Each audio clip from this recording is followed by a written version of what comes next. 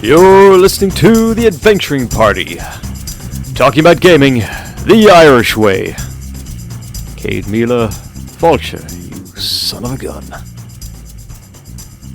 Welcome to the party. I'm Dave. I'm Owen. And I'm Shane. And this week we're here to, as the tagline says, show you gaming the Irish way. And this includes going over some of the theoretically Irish parts of our favorite RPG genres, the fantasy mishmash of everything, let's bring together Chinese monasteries with Polish knights and some black magic in there as well, and just put it all together and serve it as a generic mush to all around. That's perfectly fine, right? Yeah, it's fine. That's D&D, right? It does, however, leave a few more specifically Celtic elements, which really seem to have snuck in to the D&D experience in the transition between the original and the first AD&D book. They've been around a while, so. Yeah. But I don't think they were there at the start.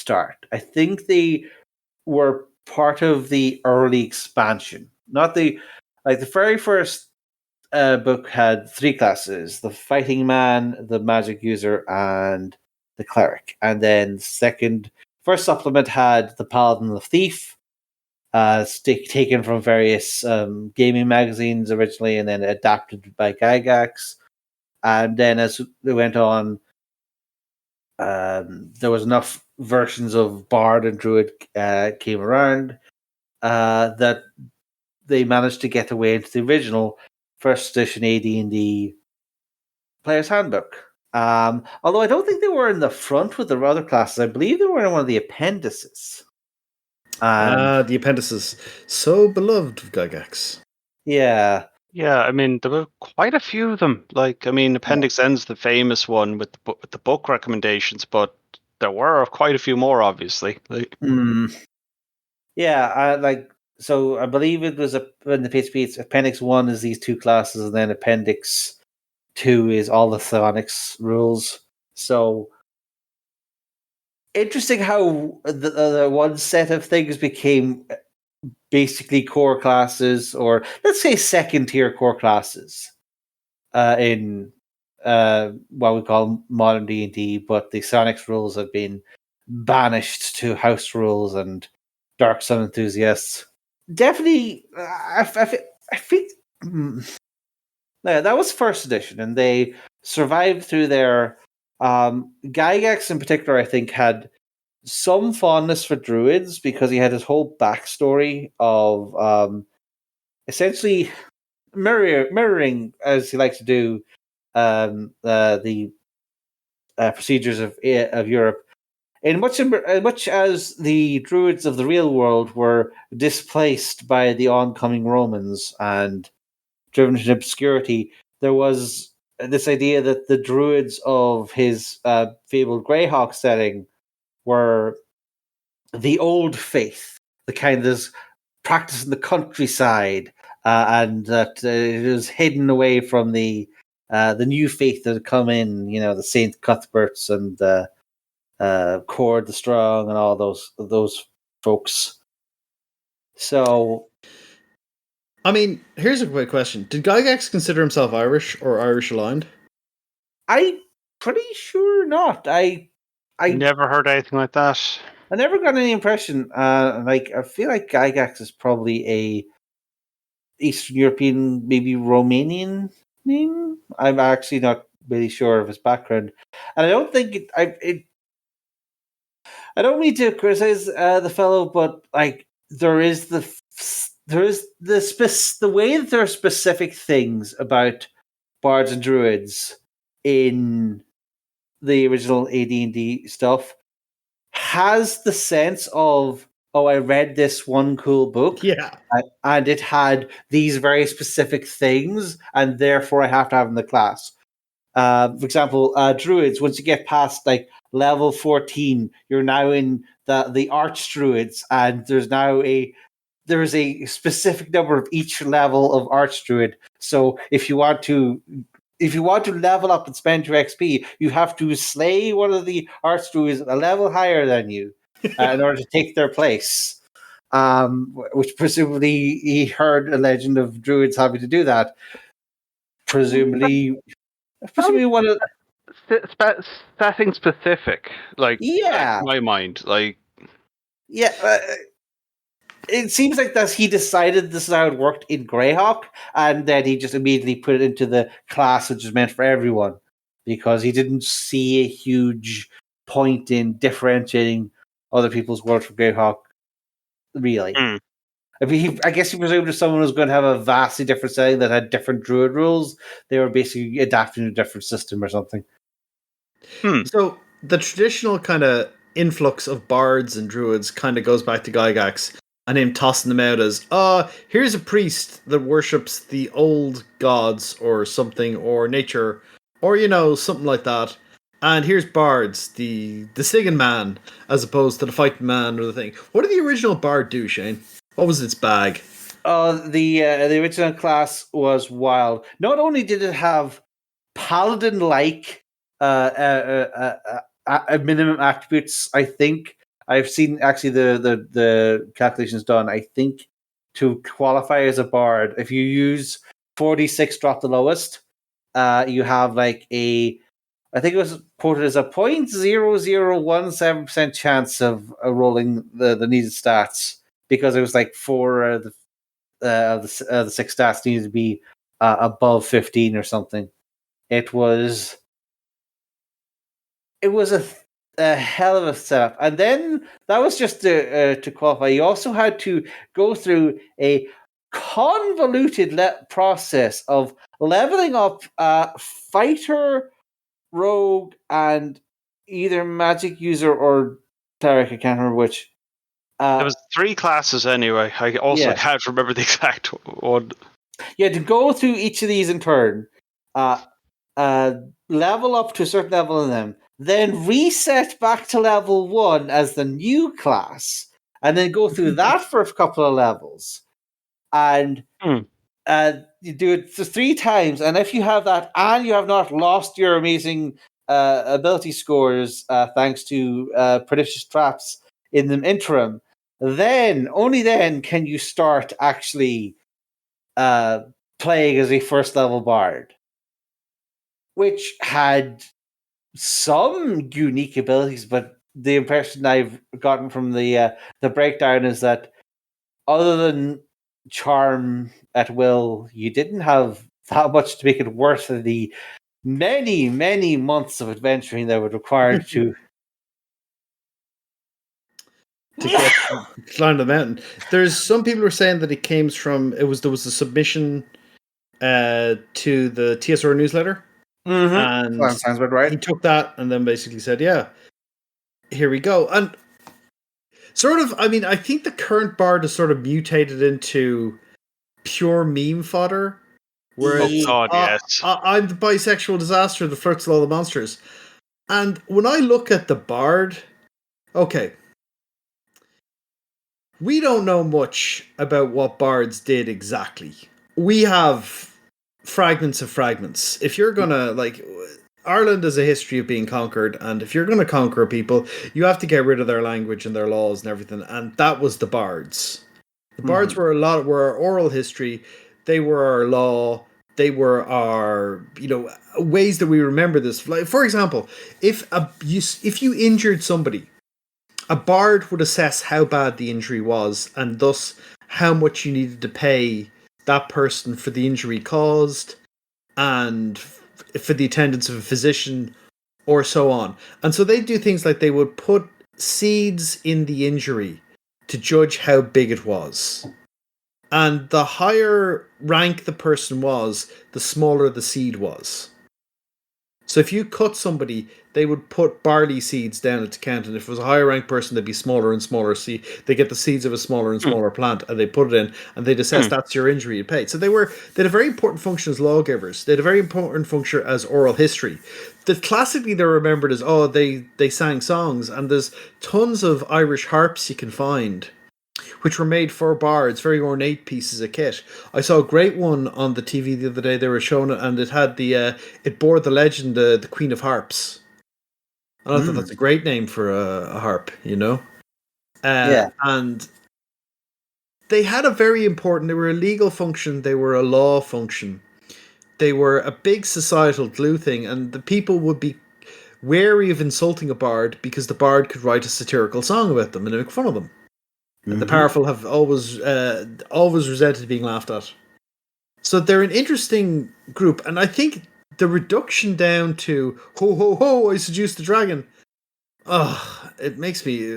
Well, Flanderization happens in many media across many things. Well, I think part of the issue is that I'm not sure that non-Celtic European culture, which is what a lot of Vargs are exposed to, has easy touchstones to what what we consider a bard. The closest thing is a combination of a jester and a minstrel, and you have the thing of the jester as sort of this satirist who sort of says what other people can't say and has a certain amount of immunity in order to basically spout wisdom and cross social barriers to a certain extent. Then the minstrel is very clearly an entertainer, doing some of the same singing the songs of our ancestors to help spread our culture, but it's for a minstrel, it's far much more of a a profession, something you do for coin, as opposed to because you have a functioning society that compels you to judge people, sing songs about them, etc., etc. And I feel like the touchstones that this more, let's say, Germanic-based culture background of a lot of Americans would be, just doesn't have that same connection to the bard as this sort of real glue of society. And there's an attempt to put that kind of flavor in. There's stuff about bardic colleges was a thing, but it was never, I think, really like there are rules in Greyhawk. There are examples of Greyhawks of all number of knightly orders, of wizard guilds, of even monks. There's like several different monkly orders scattered all around Greyhawk, including several major villains are monks. But there's despite the fact that there's all those bardic instruments in the Dungeon Master's Guide, and there's all this talk about bardic colleges and stuff, I don't think there's actually any point to it and say that is where a bardic college is, on the map, that has anywhere close to the kind of fame that is implied that the bardic college would have, given their nature. They're sort of, again, pushed into this background of being part of the old ways, the old faith, the way that the previous people, the Flan, how they did things, but now there was immigration from not quite the mainland, but from deeper inside the continent, of the Erdi, I believe, who are the more classically Germanic, Saxon people who have built up the empire, so they're also kind of Romans, and displaced all this culture. So there's some of that that sense of, there was an old culture here that has been pushed away that would be familiar to an Irish reader of these these sorts. But they're using our word for it. Yeah. They're not saying minstrel. They're saying bard. They're using our word. So that counts for something. I think that there's a weird history of alignment with it as well, where they used to have to be at least part neutral, which kind of makes sense as part of their independent role as a lawgiver and truth teller. but they also, for a while, couldn't be lawful. Which is, I think, in 3rd edition, which is weird to me because that's part of the ho ho ho nonny chaotic. I just play me songs. Just play me songs, Lord. Don't do nothing controversial, me. Whereas there's a definite thing of the bard as a legal instrument. Now it's important sometimes for people to try and discredit that. I often think the idea of, like, I would think that if I was playing a lawful bard, I would rear up if someone said, "Oh, you like sleeping with everything." And I was like, "Sir, that is a slur about my profession." We often take private counsel with people in need of legal advice. To say that we are taking that opportunity to take somebody away from their lord to seduce them is a common slur against my profession. We counsel in private so they can say what they will without fear of retribution from those above. Well, That's it's one way to discourage people from using their services. exactly. It's kind of this. All this stuff is negative propaganda against the bard's function, which is to be a counselor to people and to assist people and to remind people of how things are meant to do. There's a big oral tradition of storytelling in Ireland and community organised activity. Like, where do you think boycott comes from? That's an Irish thing. It comes from a whole bunch of people saying that their landlord, Mr. Boycott, will not be getting any money from any of us because we band together to, do collective action. So, community action is a big thing across Irish history, and often our stuff was kind of organised at the grassroots, and that's still around a little bit. Not as much as it was, but it's still around a little bit. And I think it's important to have bards as an instrument of, or consider them possibly as an instrument of positive social change. Yeah. Although that does sort of point to maybe another one of the rough edges that that might get sanded off, in that if you're a person with a definitive role in society, whether it be religious as a druid or social and legal as a bard, does that not make it more difficult to be a freewheeling moron running around stabbing goblins and carrying around cartloads of treasure, to buy magic swords? What you should be doing is never stopped any PC ever. Yeah. Yeah. I thought on a possible other historical inspiration for the various iterations of Bard, the Norse poets, skalds, and I've seen them pop up in Norse themed archetypes and kits for different games and editions. Yeah. They seem to be more like poets than lawgivers, but like it is a possible inspiration. I've no idea if the earliest editions had them of D&D. Yeah, it's one of those things of because similar Irish culture was very localized.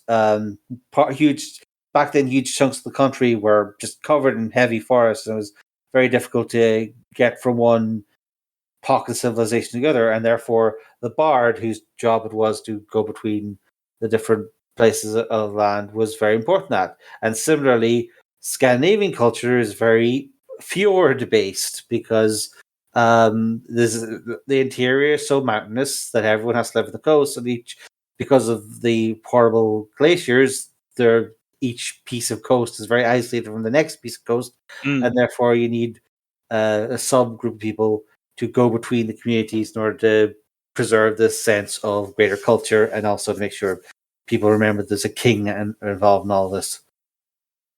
And that's a very important function that I think more traditional European medieval times would not have needed as badly, because it was a lot easier for your traditional Holy Roman Empire peasant to get around between the various towns around the cities and up and down the various deep, wide rivers, etc.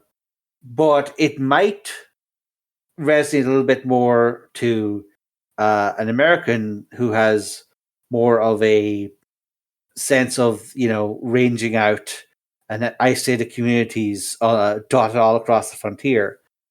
So Off into the wilderness. Yeah.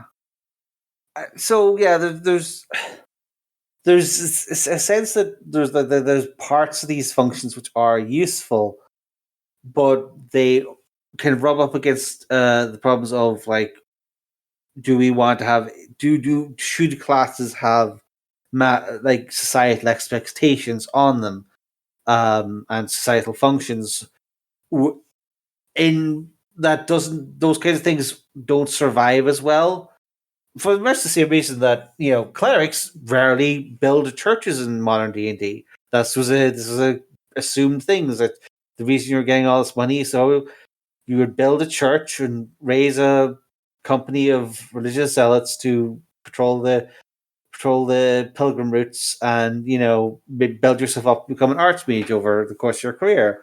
And much like all the other stronghold building mechanics of the thing, that flew by the wayside because it was just finicky enough that not every group wanted to do it, and therefore there wasn't as much incentive for the game writers and game designers to support that, and it kind of was denuded away over the course of gaming. And I think a lot of the same things happen to the more social aspects of classes, like the bard, the cleric, and the druid. They were freed of their obligations to lead their flocks or look after their communities in order to do heroic things like run off into the entrance and raid the Tomb of Horrors, which were more aligned with the mechanical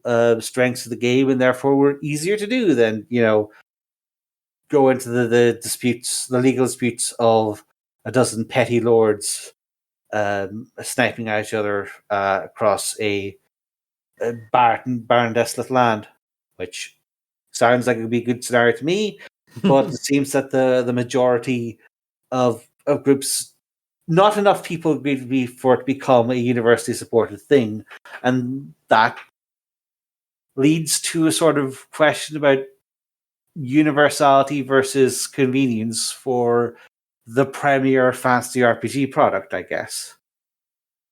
Because what we have here is the system that is, in theory, is just doing the not bland, but like the perfectly average, perfectly fine fantasy RPG for everyone. And if you want to deviate from that, we're not going to stop you. We're just house rules or whatever. But that same monolithic major RPG vendor is the one setting the tone, and therefore creating the archetypes, or being born in the crucible of the major product. And therefore, or if the major product, which is designed for everyone without any sharp edges, decides to ditch all of the interesting parts of a bard because they would require too much work for GMs that not every player wants to care about, then you end up with what does bards do? They sing and it's magic somehow. They heal a little bit, so I guess they're a magic healer. The songs probably give a bonus to something, and I guess maybe they're also rogues because they're really good at talking. Sure, we'll just kind of put those things together. It is definitely a grab bag of weird abilities. I mean, personally, I think the druid is a bit richer than it's often played. And I think a bit more mechanical diversity in what it can do would be nice. The part of the problem is we don't really have a great idea of what exactly bards did. We know roughly, but a lot of our records are somewhat biased or partly mythological. So they were written by the people who killed the bards and druids. It's like all the druids were involved in human sacrifice, and a lot of people said, no, actually, we think that was just Roman propaganda. We think they weren't at all.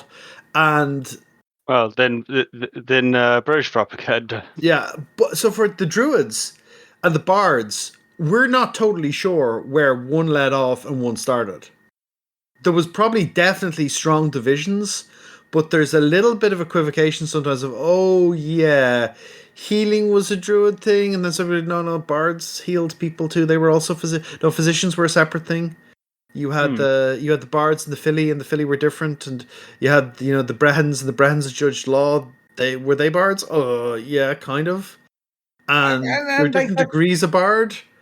And the thing is, we're sort of projecting again this idea that was there a monoculture in Ireland? Like, if you look at the Irish myths, there's this very strong sense of the 5 provinces were all rivals and were implied but not specified to have very different cultures.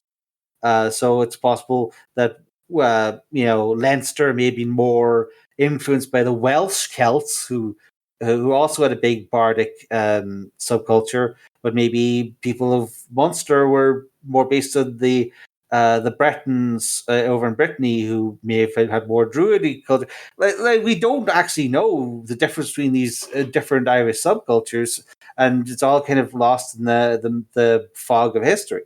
So saying definitively that one class was like this and the other class like that, it's very difficult. If I could say something as just my own personal opinion, I do think it'd be... So one of the things that keeps coming up when I think about Druids is that they basically went all of 2nd edition without Druids really being a thing. They just gave different sphere powers to clerics, and if you wanted to make a Druid-style character, you picked the nature and plant or animal spheres as your what we call domains today. And that was how I'm sure at some point they made a proper Druid class in one of the umpteen 2nd edition like classes and powers probably had a version of Druid because people didn't like the nature Druid priest or whatever. But like it is, I think, pointed that Druids were singled out as the type of priest that cannot be expressed correctly by the cleric. And I just find it very disingenuous because the cleric is, in its own way, a very specific interpretation of a warrior priest. It is very much riffing off a couple of specific legends of priests who took up arms in specific circumstances, like the Crusades or the Battle of Hastings, and that's fierce bang of the Knights Hospitaller off them. Yeah. I was about to mention like the militant orders, like Hospitaliers, Templars, what have you. Yeah, and it's just like you can draw lines between this type of priest or this type of priest or this type of religious warrior. You can say, we have paladins and we have clerics and we have druids, and they're all something different, and bards are something completely different again.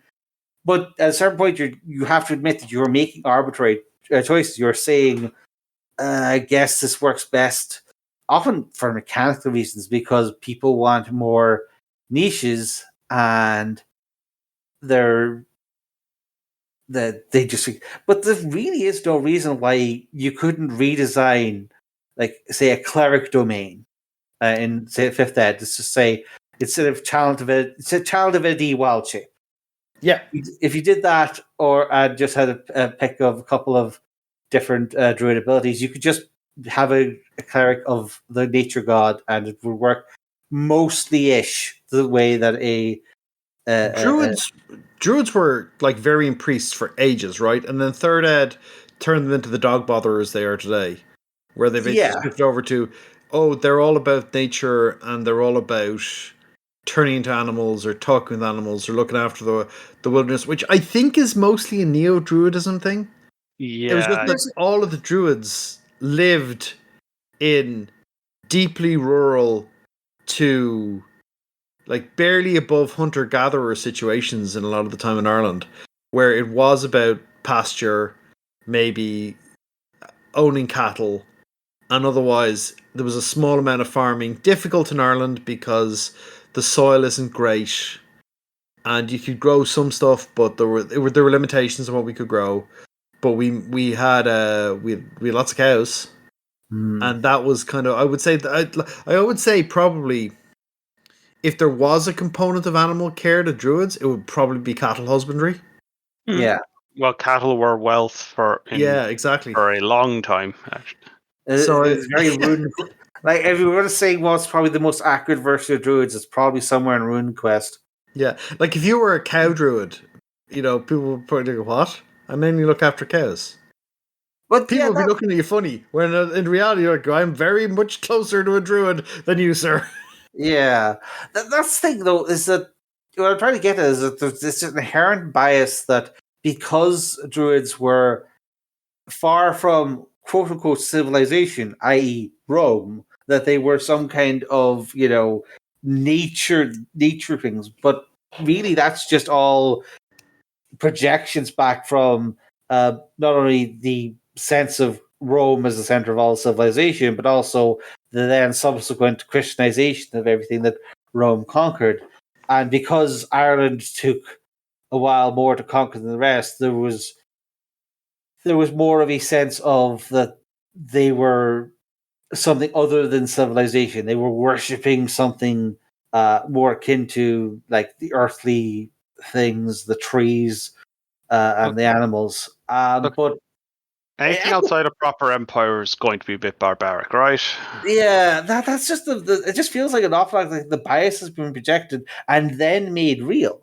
Like Yeah. if you, from a historical perspective, there wasn't really much difference between uh, uh, the social and religious functions of a druid who maintains a grove between a couple of different settlements and looks after all their animals versus a small time priest in between farming community and like one of those, or like the Oracle of Delphi or something, but like not between working with a couple of different smaller communities away from the cities, whereas in the cities there's the people with the big temples making the big bucks and trying to take part in politics while also shepherding their flock, etc.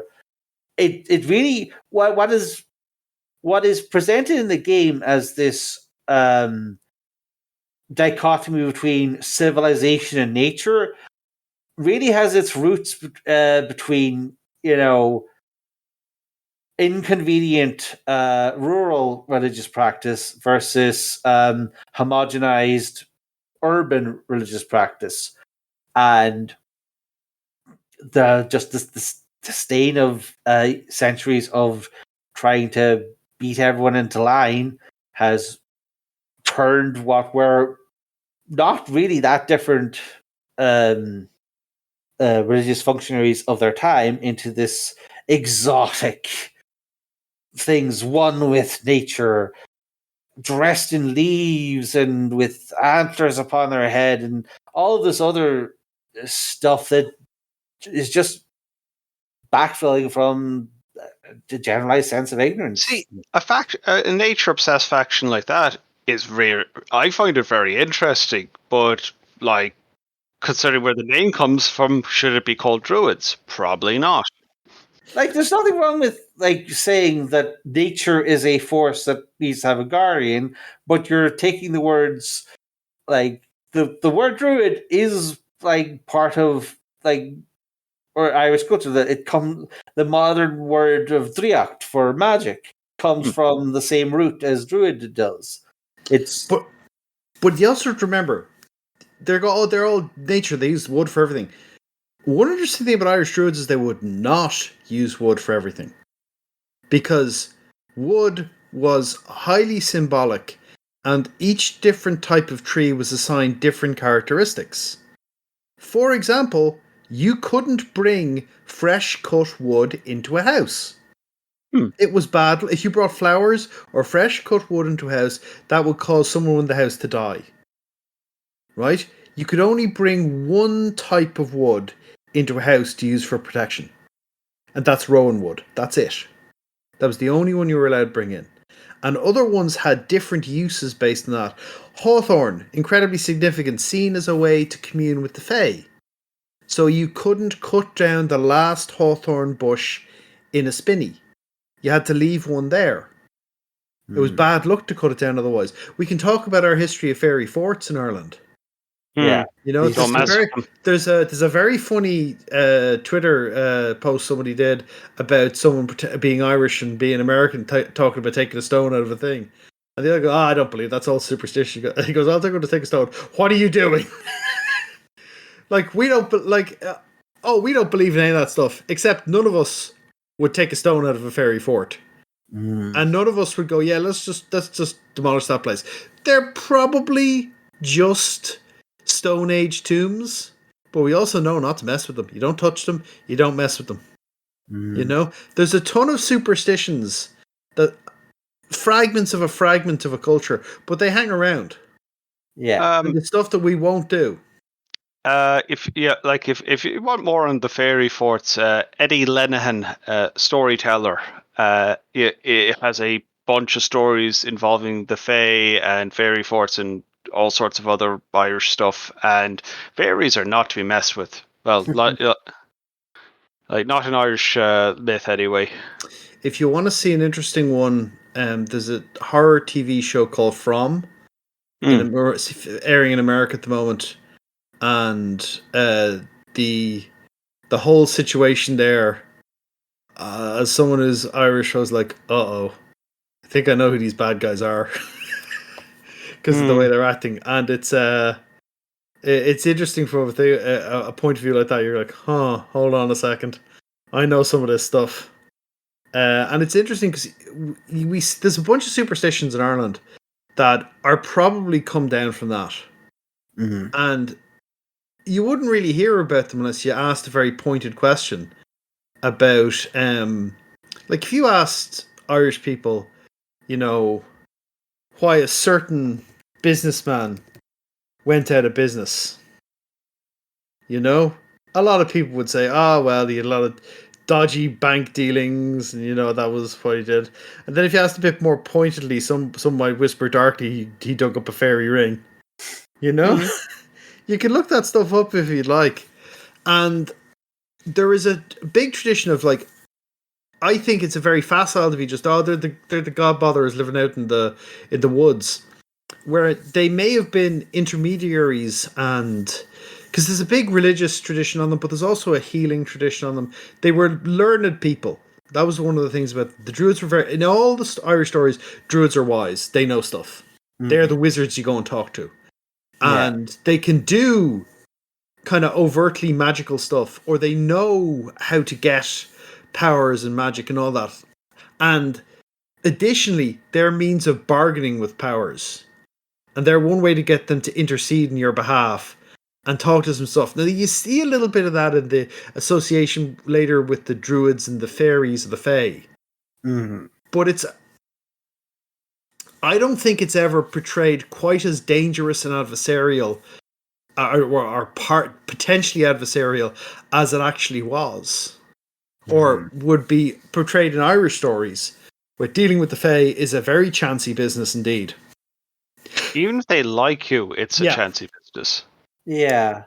I mean, we get into all kinds of additional things of like the whole civilization versus nature, and you know, our Fae part of nature. They represent the good side of nature, the bad side of nature, just the capriciousness of random chance. You know, there's all kinds of stuff to unpack there, and that's sort of the issue with the Bard and the Druid is that to really get to what they were originally and what they are now, you have to unpick a lot of assumptions and compromises. And well, they need a mechanic to make them different from this other class, so we'll throw this in, throw that in, and yeah, it's just all. Well, it's worth a podcast episode for one thing. Absolutely.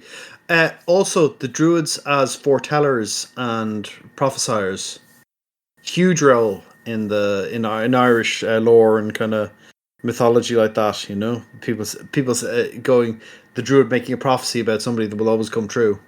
And you can look in the establishment of gases as well, and deals. And I mean, I think there's some more depth to the Druid than just, I'm the guy who gets his powers from, you know, talking trees. When in reality, they had a kind of a richer function than that, which is often reduced down and to the most gameable elements, perhaps. Yeah, because the common factor of all gamers is they want to play games, and the particulars of how that each given character fits into the world is often a question that can't be put in a book because it has to be negotiated between GMs and players and table talk, and like this is why people have session zeros now. And it's always a little bit awkward, and this makes it difficult to give it the time of day in the main book, and that the main book is what sets the archetype, and so Yep. you have to put in the nuance yourself, unfortunately. And you're going against the grain of all the assumptions of people who have read the book. Or just the assumptions of people who they really just want to play werewolves in D&D, and being a druid is the closest they'll get to it. You know, these are the kinds of things you have to think about. Same with people who play bards just because they want social stats, etc., etc. Like, if you present a class, there are always going to be people who are looking for it as a social function part of a world, and there's also going to be people who are looking at it as a set of mechanics that they would want to beat together to form the thing that they want to actually play. And, tension is part of creativity. Absolutely. If you are a bard or druid and object to our portrayal of you in this podcast, please contact us on our Discord, on our socials, on our YouTube comments. But for now, this party's over.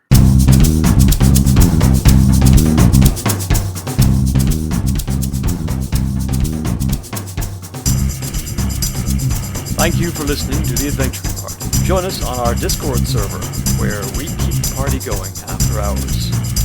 Otherwise, you can find us on Facebook, YouTube, Spotify, Twitter, or you can email the hosts at party@theadventuringparty.net.